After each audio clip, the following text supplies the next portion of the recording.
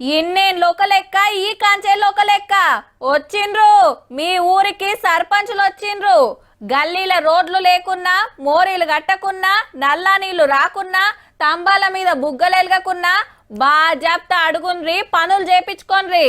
వాళ్ళు గెలిచింది పదవుల కోసం కాదు మీకు సేవ చేయనికే బరాబర్ పంచాయతీ ఆఫీస్ కు రావాల్సిందే మీ తిప్పల మీద మాట్లాడాల్సిందే లేకుంటే అస్సలే ఊకోవద్దు ఇదంతా పల్లెలల్లా మన రాష్ట్రం సంగతి ఏడ మాట్లాడాలి ఇగో గీడ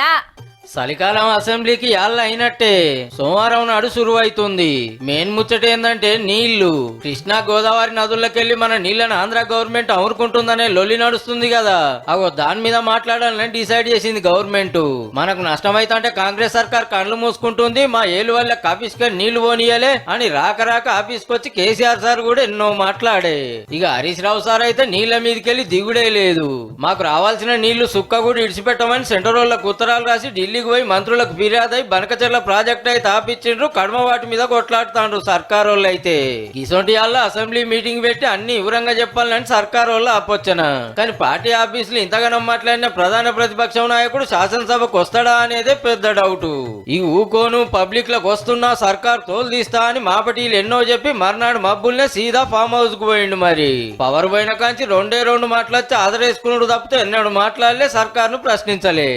రా అని అధికార పట్టోలే ఆరానికోపారు పిలిచినా రాను నేను అసెంబ్లీకి రాను అని డుమ్మాల మీద డుమ్మాలు కొడుతుండు పెద్ద మనిషి 10 ఏళ్ళు రాష్ట్రాన్ని వెళ్ళిన సీనియర్ లీడర్ గిదేం తరీక్ అని మనిషో దిక్కనబట్టి అంటే కుంభకర్ణుడు